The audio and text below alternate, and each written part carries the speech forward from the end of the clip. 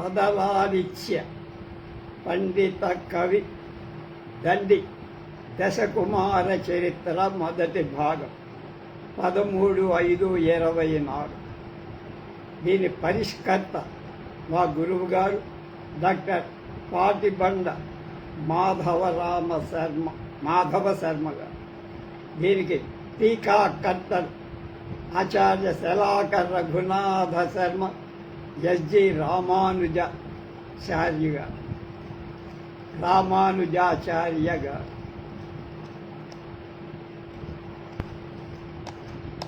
విన్నపంలో మాధవ శర్మ గారు ఇలా అంటున్నారు: సంస్కృత భాషా సాహిత్యాల అధ్యయనం యొక్క విలువ, అవసరం ప్రజలు, ప్రభుత్వం, విద్యాధికారులు, విద్యార్థులు ఇప్పుడిప్పుడే గుర్తిస్తూ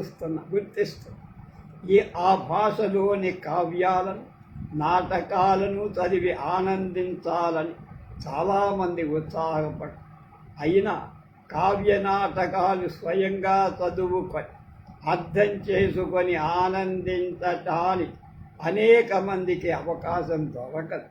అలాంటి వాళ్ళకి ఉత్తమ సంస్కృత నాటకాలను ఆంధ్ర లిపిలో ఆంధ్రానువాద వ్యాఖ్యానాలకు అచ్చివేసి అందచేయటం ఉచితం, అవసరం అని తోచి మేము ఈ కార్యక్రమానికి పూనుకున్నాం.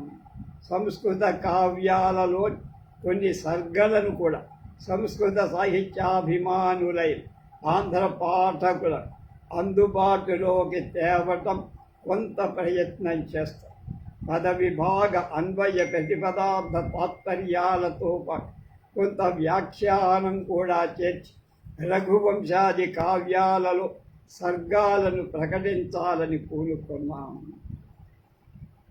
పంచతంత్ర, దశకుమార చరిత్ర, హర్ష చరిత్ర, కాదంబరి మొదలైన గద్య గ్రంథాలను ఆంధ్రానువాద సహితంగా ప్రచురించటానికి పూనుక విశ్వవిద్యాలయం నిర్వహించే పరీక్షలకు చదువుకొని విద్యార్థుల ప్రయోజనాలను కూడా దృష్టిలో పెట్టుకొని ఈ ప్రచురణాలు సిద్ధం చేయబడు. వీరిని అధ్యాపకులు, సంస్కృత భాషా సాహిత్యాభిమానులై ఆంధ్ర రసజ్ఞులు ఆదరిస్తారని, మా ఉద్యమాన్ని ప్రోత్సహిస్తారని ఆశిస్తాం. మా ప్రయత్నము యొక్క సాఫల్యాన్ని ఆంధ్ర రసజ్ఞులే ప్రమాణం. పీఠికలు: చతుర్ముఖ ముఖాంభోజ వనహంస వధూర్మమ మానసే రమతాం నిత్యం సర్వశుక్లా సరస్వతి. మళ్ళా చతుర్ముఖ ముఖాంభోజ వనహంస వధూర్మమ మానసే రమతాం నిత్యం సర్వశుక్లా సరస్వతి అని ఆచార్య దండి కావ్యాదర్శం అనే అలంకార గ్రంథ ప్రారంభంలో రచించిన మంగళ ఆచరణ శ్లోకాన్ని అధిక్షేపిస్తూ విజ్జిక అనే కవయిత్రి దానికి ఒక ప్రతిగా ఒక శ్లోకం చెప్పింది. ఏమని? నీలోత్పలదళ శ్యామాం విజ్జికాం మామజానత వృధైవ దండినా ప్రోక్త సర్వశుక్లా సరస్వతి. మళ్ళీ నీలోత్పలదళ శ్యామాం విజ్జికాం మాం అజానత వృధైవ దండినా ప్రోక్త సర్వశుక్లా సరస్వతి. నల్ల కలువ రేకుల శ్యామల వర్ణం కలిగిన ఈ విజ్జిక అనే కవయిత్రి అయిన నన్ను ఎరగకపోవటం చేత దండి మహాశయుడు సరస్వతిని తెల్లగా ఉంది అంటే నేను నల్లగా ఉన్న సరస్వతిని, అంత విద్య నా దగ్గర, సర్వశుక్ల అంతా తెలుపుగా శుక్లాంబరధరం అని దండి చేత వ్యర్థంగా చెప్పబడి తాను సరస్వతి అవతారమని భావించిన విజిక తాను నల్లనిదై ఉండగా సరస్వతి తెల్లది అని చెప్పడం వ్యర్థంగా చెప్పాడు దండి అని అర్థం. విజ్జిక రెండవ పులకేశి. ఎవరి విజ్జిక? రెండవ పులకేశి కుమారుడైన చంద్రాదిత్యుడి భార్య. ఆమె కౌముది మహోత్సవం అనే నాటకాన్ని రచించి ఈ విజిక కాలం క్రీస్తు శకమే 660. కనుక ఈమెచే అధిక్షేపించబడిన దండి అప్పటివాడు లేక అంతకు ముందువాడు అయి ఉండాలి. దండి అవంతి సుందరి అనే కథలో తాను భారవి మమ్మట మా భారవి యొక్క మనమడు అయినట్లుగా చెప్పుకొని, అంటే క్రీస్తు శకం 580 ప్రాంతాలను పాలించిన దుర్వినీతుడనే రాజు భారవి రచించిన కిరాతార్జునీయ కావ్యంలో 15వ సర్గాకి వ్యాఖ్య రాశారు.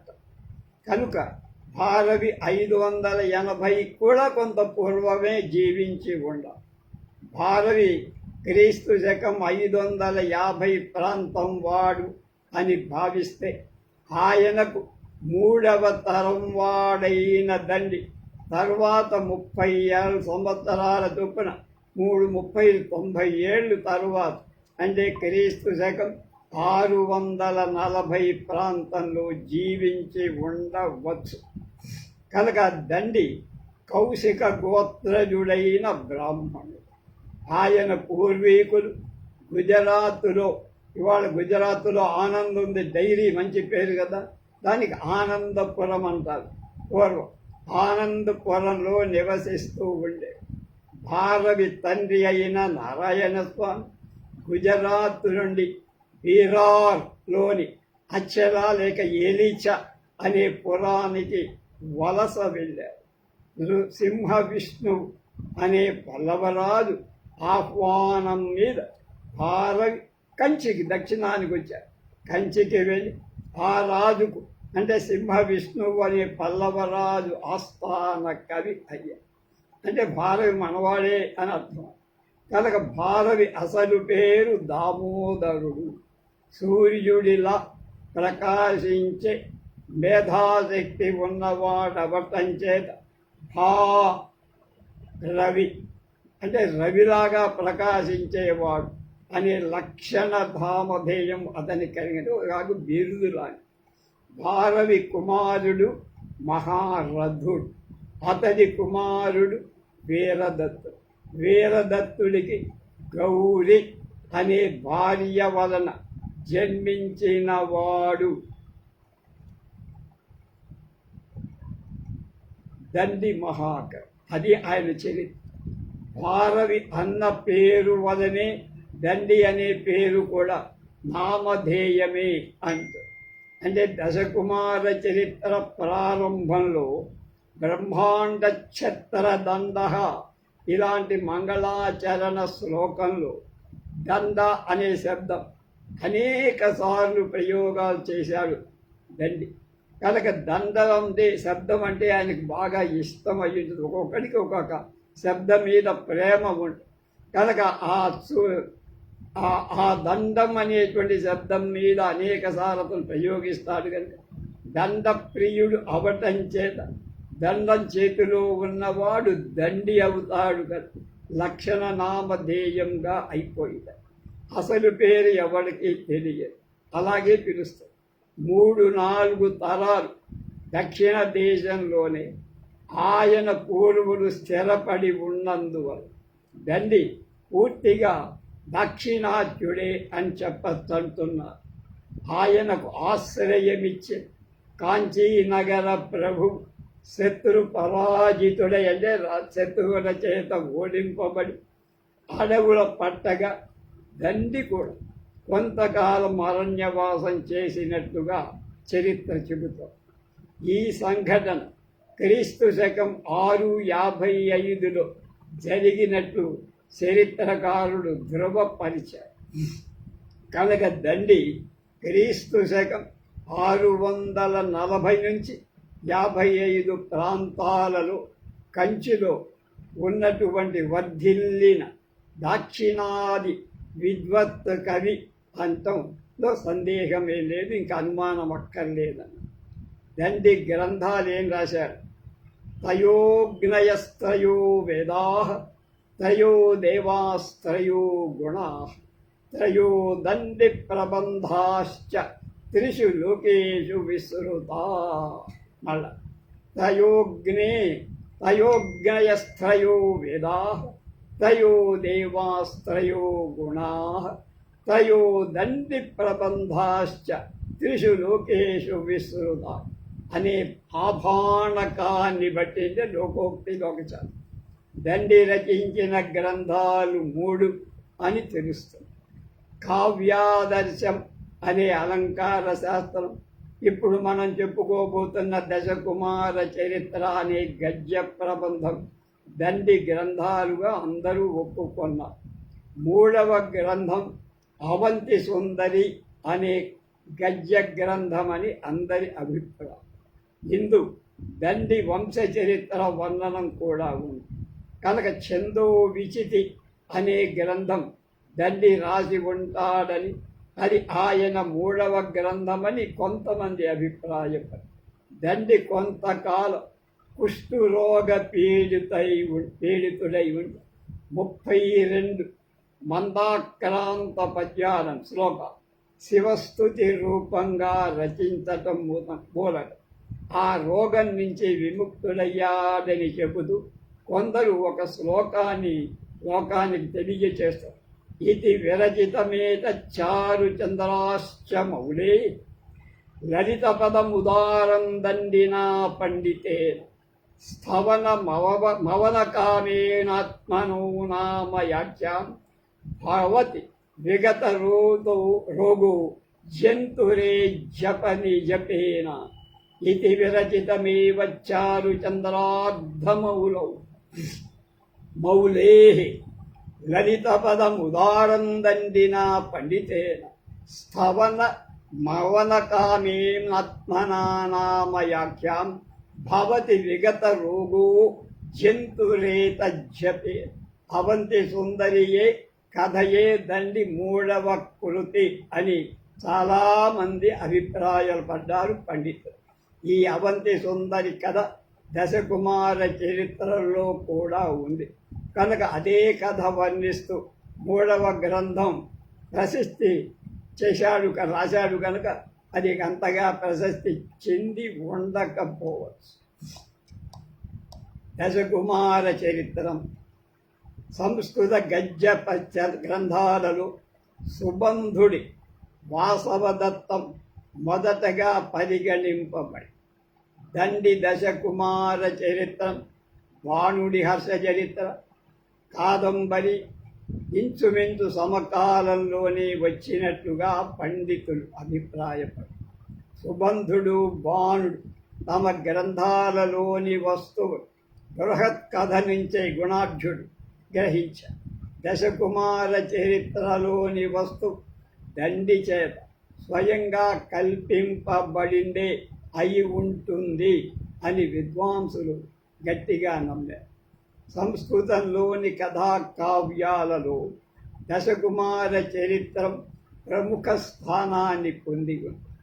అపాద పదసంతానం గద్యమాఖ్యాయికా కథ ఇది తస్య ప్రభేదౌ ద్వౌ తయోరాఖ్యాయికా నాయకేనైవ వాచ్యాన్య నాయకేనేతరేణవ స్వగుణా నిష్క్రియా దోషో నాత్ర భూతార్ధశంసినః అవిత్వ నియమో దృష్టః తత్రాన్యై హృదీరణాత్ అన్యో వక్తా స్వయం వేద్ ఈదృగ్వా భేదలక్షణ తత్కథాఖ్యాయితే చేకాః సంజ్ఞాద్వయాంకిత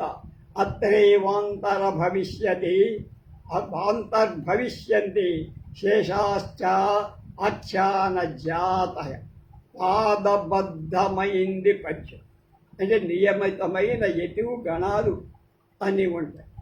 పాదబంధరహితమై పద సముదాయంగా ఉన్నది గద్యం. ఆఖ్యాయిక కథ అని గద్య కావ్యాలు 2 విధాలుగా. ఆఖ్యాయికలోని వస్తువు నాయకుడి చేతనే చెప్పబడాలి. కథలోని వస్తువు నాయకుడు కానీ ఇతరుడు కానీ చెప్పవచ్చు. ఎవరైనా గతించిన వృత్తాంతాన్ని చెప్పటం వల్ల నాయకుడికి స్వగుణ కథనం అనే దోషం కలగదు. నాయక భిన్నులైన వ్యక్తులు కథావస్తువును చెప్పవటంచే నాయకుడే చెప్పాలి అనే నియమం కూడా ఆఖ్యాయిక రచనలో భంగం చేయటం. అంటే ఎవరైనా చెప్పచ్చు, నాయకుడు చెప్పచ్చు, ఎవరైనా వక్త నాయకుడా వేరైన వాడా అనేది ఏమాటి భేద లక్షణం కనుక కథ ఆఖ్యాయిక ఒకటే, ఎవరు చెప్పిన పేర్లు మాత్రమే తేడా. ఆ మిగిలిన ఆఖ్యాన జాతులన్నీ అంతర్భవిస్తాయి. ఇది ఆఖ్యానకుల గురించి దండి అభిప్రాయం. బాలుడు తన కథను తన మిత్రుడైన హర్షుని కథను వర్ణించిన హర్ష చరిత్ర ఆఖ్యాయికమని, అతని కాదంబరీ చరిత్ర కథ అని పండితులు అంటారు. దండి దృష్టిలో ఈ తేడాలేం లేవు. దశకుమార చరిత్రలో రాజవాహనుడు నాయకుడు, మంత్రి కుమారుడు ఉపనాయకుడు. ఇందలి కథలు నాయిక ఉపనాయకులే చెప్పడం తరచుగా కనపడుతూ కనుక ఇది ఆఖ్యాయిక అవ్వచ్చు. ఏది దశకుమార దండి మతంలో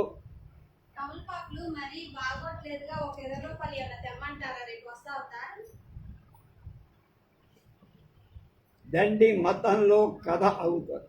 గుణాఢ్యుడి బృహత్ కథలాగా ఇది కూడా అనేక కథల కూడని సమూహం. శృంగార వీర అద్భుతాలు ప్రధాన రసం. సర్వ కథలో అద్భుత సంఘటనలు అడుగడుగునా మనకు కనపడుతుంది. కనుక పఠిత ఉత్కంఠతో పఠించి ఆనందిస్తారు.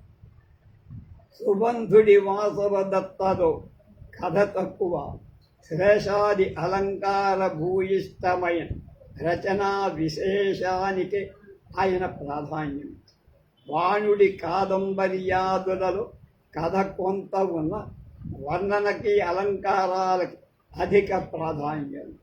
దశకుమార చరిత్రలో కథకే సర్వ ప్రాధాన్యం. అందువల్ల వర్ణనలు చాలా తక్కువగా, అలంకారాలు కూడా తక్కువగా, కథాగమనం అవిచ్ఛిన్నంగా సాగిపోవాలి. అది దండి యొక్క లక్ష్యం. దండి గద్య శైలి ఎలా ఉంది?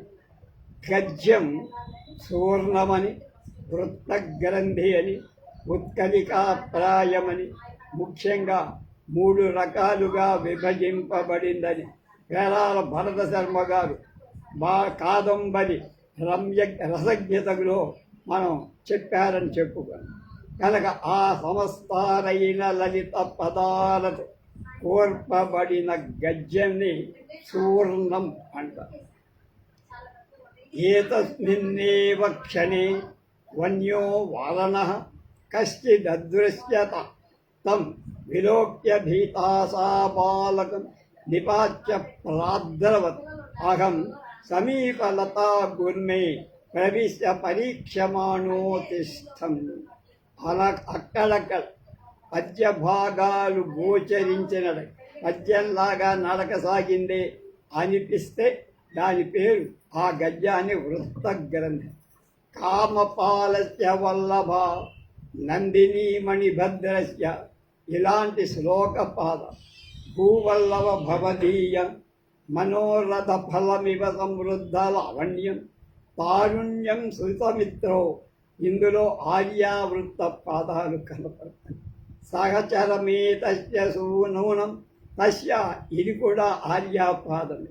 ఇలాంటి పద్య అనుపాదాలు ఉన్న గద్యాన్ని వృత్త గ్రంథి అన్నారు. అంటే వచనంలో కూడా రకాలన్నమాట. దీర్ఘ సమాయస భూయిష్టమైన గద్యాన్ని ఉత్కలికాప్రాయం అంటారు. భూజసమాన భూయస్త్వం ఏతద్గద్యస్య జీవితం అని దండి సమాస భూయస్వరూపమైన ఓజస్సు గద్యానికి ప్రాణం రా, అని చెప్పారు. అలాంటి రచన దాక్షిణాత్యులకు, ముఖ్యంగా అదక్షిణాత్యులకు అంటే దక్షిణాత్యులు కానివా ముఖ్యంగా గౌడులకు ఎక్కువ ఇష్టం. దాక్షిణాత్యుడైనదండి ఉత్కలికాప్రాయ గద్యాన్ని అంతగా అభిమానించలే.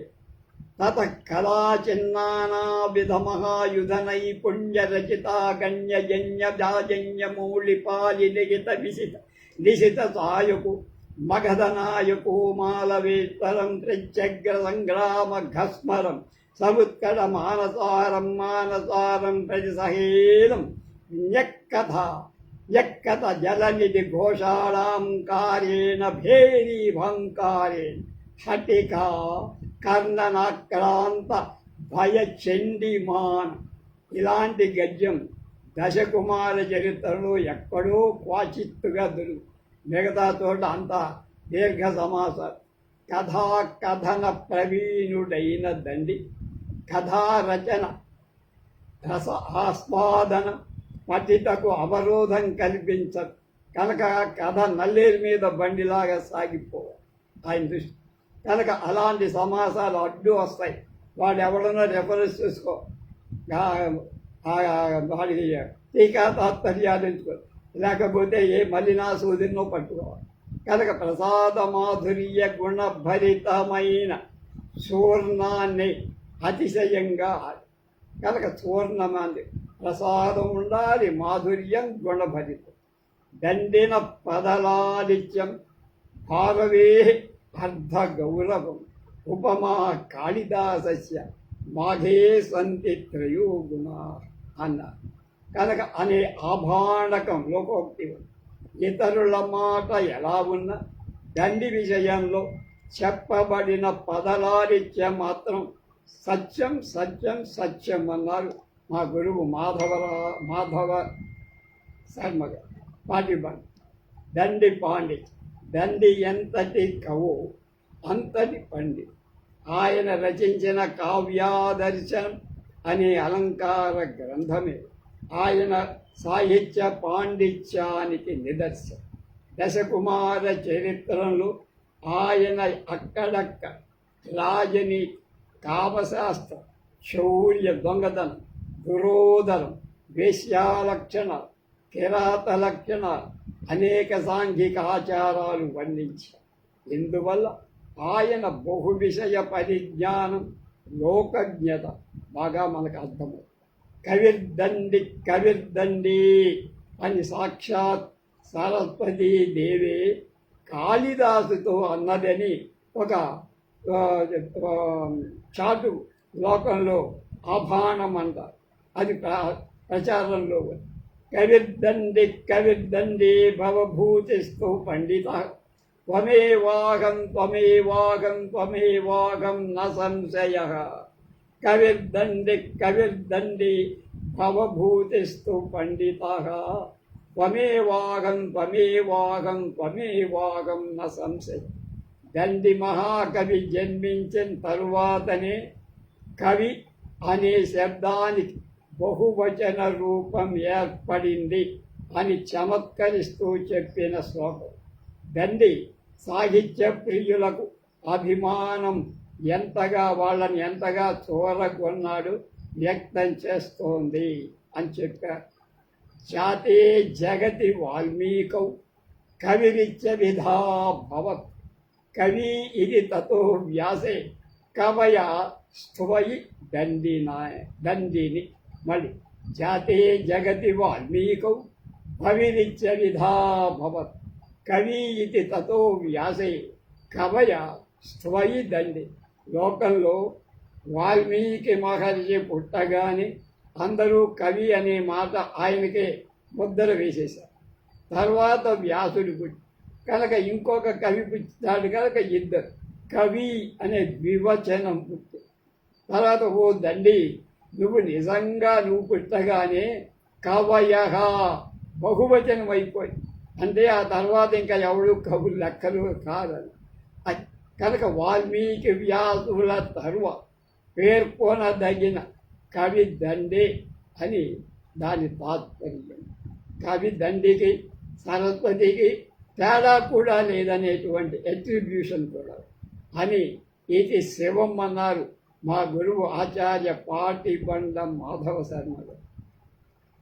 ఇది రాసింది ఆయన ఎప్పుడు అక్టోబర్ 1972.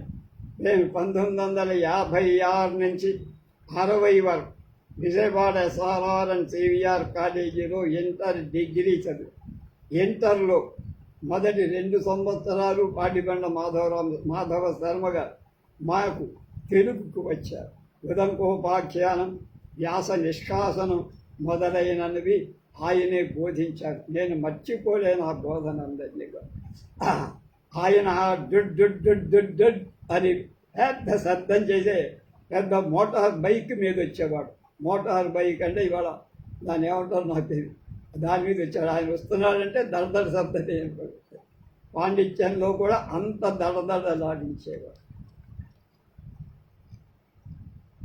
దశకుమార చరితం పూర్వపీఠిక కుమారోత్పత్తిర్నామ ప్రథమ ఉచ్ఛ్వాస. ఈయన వాటిని సర్గలు అని పెట్ట ఉచ్ఛ్వాసాలని పేరు పెట్టి బ్రహ్మాండ ఛత్రదండ శతధృతి భవనాంభూర్హోనాలదండ క్షోణీనౌకూపదండ క్షరదమర సరిత్పట్టికాకేతుదండ జ్యోతిశ్చక్రాక్షదండ స్త్రిభువన విజయస్తంభ దండోంఘ్రిదండ శ్రేయ స్త్రై విక్రమ స్తే వితరతు విబుధ ద్వేషినాం కాలదండ. దామి దండం మీద కోట తలవాడి బ్రహ్మాండ ఛత్రదండ శతధృతి భవనాంభూర్హోనాలదండ క్షోణీనౌకూపదండ శరదమర సరితత్పట్టికాకేతుదండ జ్యోతిశ్చక్రాక్షదండ స్త్రిభువన విజయస్తంభ దండోంగిరిదండ శ్రేయస్త్రై విక్రమస్తే వితరతు విబుధ ద్వేషినాం కాలదండగా.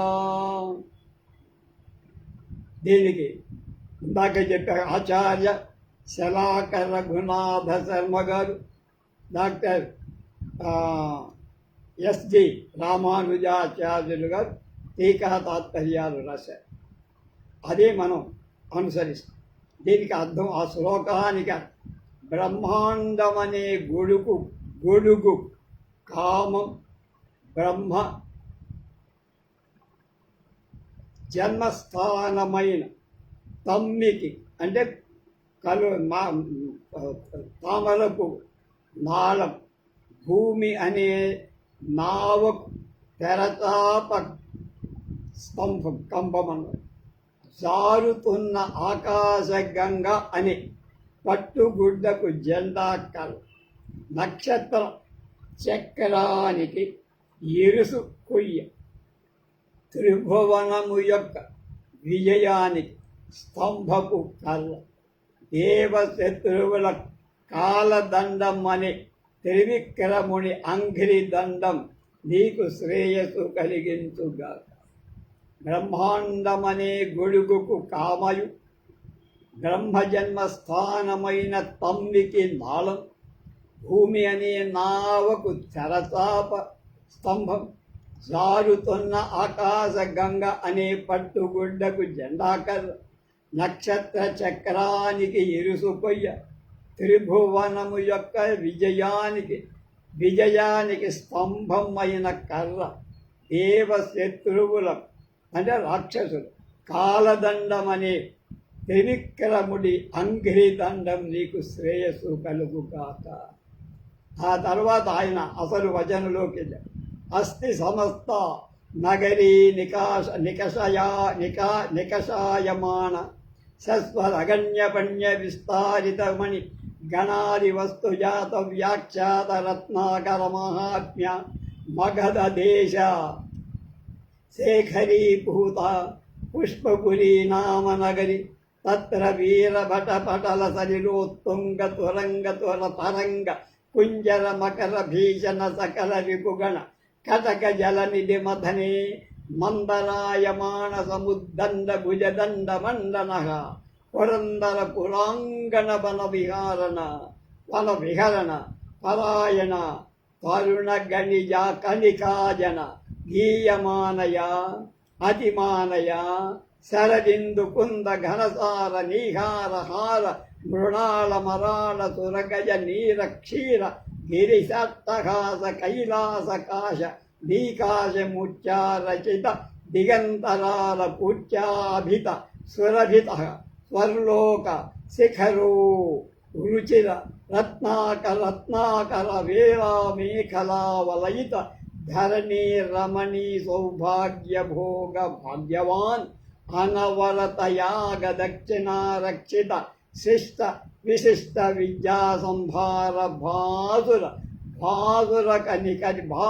నికర విరచితారాతి సంతానేన ప్రేతాపేన సతత తులిత వియన్మధ్యహంసో రాజహంసో నామ ఘనదర్ప కందర్ప సౌందర్య సోదర్య హృజ్య నిరవజ్య రూపో భూపో బభూవ. ఒకటవ తేడా అంతా అదే. దీని అర్థం లాగుదాం.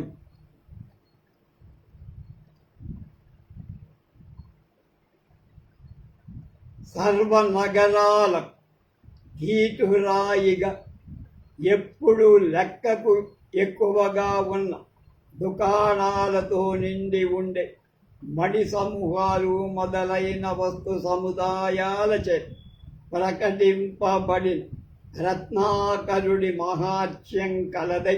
రత్నాకరుడు అంటే సముద్రం. మగధ దేశానికి శిరోభూషణమైన పుష్పపురి అనే నగరం ఉంది. అందులో వీరభటుల సమూహం అనే జలంచే ఎత్తబడిన తరంగాలనే తురంగాల చేత గుర్రాల చేత ఏనుగులనే మొసళ్ళ చేత భయంకరాలైన సకల శత్రువుల సమూహాల నగరాలనేటువంటి సముద్రాలను మదించటంలో మందర పర్వతం సమానమై దృఢమైన భుజదండమే అలంకారంగా ఉన్నవాడు దేవేంద్రుడి పట్టణమై అమరావతి ముంగిట నందన వనమని వనంలో విహరించటంలో ఆసక్తులైన పడుపురాండ్ర చేత గానం చేయబడేది. అది విస్తారమైందంటే వేశ్యల చేత గానం చేయబడేది. అది విస్తారమైంది. శరచంద్రుడు, మొల్ల పువ్వు, పచ్చ కర్పూరం, మంచు, ముత్తెపు సరం, తమ్మితోడు అంటే తామరతోడు, హంస, ఐరావతం, నీరు, పాలు, శివుడి నవ్వు, వెండి కొండ, రెల్లు మొదలైన వాటి వంటి రూపం కలది.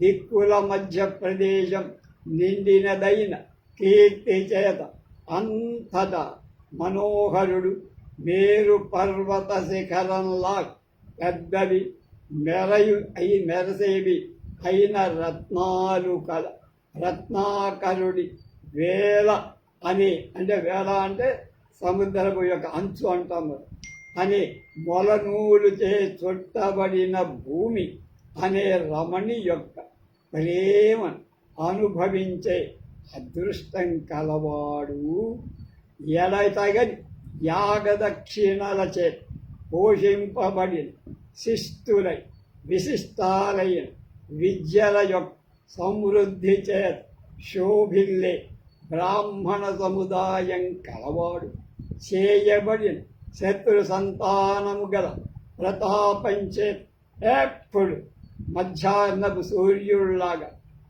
ప్రకాశంతో ఉండేవాడు. గొప్ప గర్వం గల మన్మధుడి అందానికి తోబుట్టువైన ఉదయంగమమైన నిర్మలమైన రూపం కలవాడు ఆయన రాజహంసుడనే రాజు ఉన్నారు. అది ఆయన చెప్పు. తర్వాత మళ్ళీ గద్యంలోకి వెళ్ళారు. తస్య వసుమతీ నామ సుమతిర్లీలావతీ కులశేఖరమణి రమణీ బభూవ రోషరూక్షేణ వితలాక్షేణ భస్మీకృతచేతనే మకరకేతనే తదా భయేనానవద్య వనికేతి మత్వా తస్యాః రోలంబావళీకేశ జాడం ప్రేమాకరో రజనీకరో విజితార అరవిందం వదనం జయధ్వజాయమానో మీనో జాయాయుతో అక్షియుగళం సకల సైనికాగ్రవీరో మలయ సమీరో నిశ్వాస అధిక హృద్దరన కరవాల ప్రవాలఛాధరబింబం విజయ శంఖో లావణ్యధురాబంధురా బంధకంధర పూర్ణకుంభౌ చక్రవాకానుకారు పయోధరు ధ్యాయమానే మర్దవాసమాని విసలతే బాహూ ఈశదుత్ఫల్లదీతా లీలావతంస కల్హార కోరకు గంగావర్తసనాభి దూరీకృత యోగి మనోరథ చైత్రరథో అతి ఘనం జఘనం జయస్తంభ భూతే.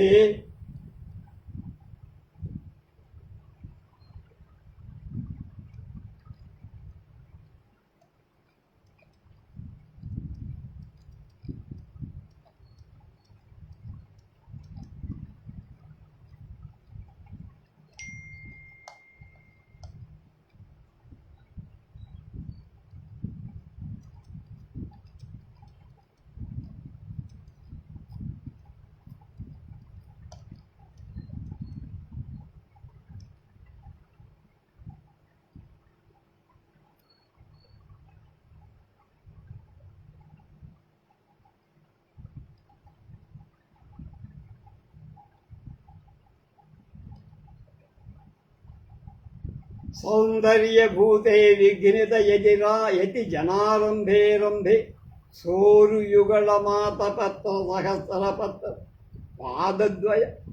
పాదద్వయం అస్తరభృతాని ప్రసూనాని పానీతరాణ్యంగాని సమభూవ నివ విజితామరపురే పుష్పపురే నివసత సానంత భోగలలిత వసుమతేవ మగధరాజేన యథాసుఖమన్వభావి.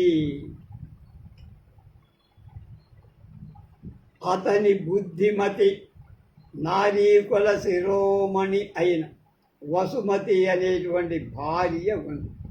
కోపోద్రిక్తుడైన విఠలాక్షుడైన శివుడిచే మదనుడు ఎలాతే దగ్ధం చేయబడతాడు, ఆ భయం చేత ఈ వనిత నిర్దోష గదా అని తలంచి ఆమెకు వసుమతికి 9 బారైన కేశపాశంగా ప్రేమ ఖని అయిన చంద్రుడు కమలాన్ని ఎదిరించే ముఖంగా విజయధ్వజమైన చేప మీనం పత్ని సహితమైన నేత్రయుగళంగా సకల సైనికులలో మేటి అయిన సమీరుడు అంటే వాయు నిశ్వాసంగా విలహుల హృదయాలను భేదించే కత్తి కరవాలమైన ప్రవాళం అధర బింబంగా దొండపండుగ విజయ శంఖం లావణ్య భారం చేత అతిశయిల్లే కంఠంగా పూర్ణ కుంభాలు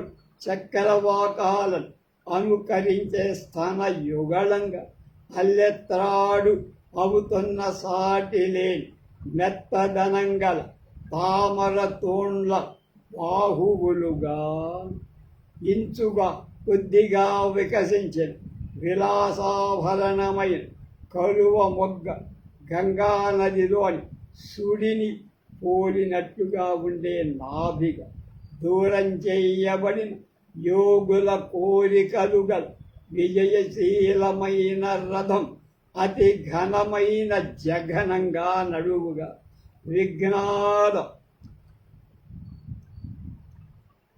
గావింపబడిన యతి జనుల ప్రారంభం గల రంభ అంటే అరటి బోదల తొడల జంటలుగా, గొడుగైన కమలం పాదాల జంటగా, అస్త్రాలైన పుష్పాలు ఆయా ఇతర అంగాలుగా అయినాయా అన్నట్లుగా ఆ వసుమతి అంటే రాజపత్ని అమరావతి నిమించే పుష్పపురంలో నివసిస్తూ మగధరాజైన రాజహంసుడు అనే రాజు చేత అంతులేని భోగాల చేత సంతోష పెట్టబడిందై ఆదిశేషుని పడగలలో సుఖిస్తున్న భూదేవిలాగా, వసుమతిలాగా యథేచ్ఛగా ఆమె సుఖాలను అనుభవించింది.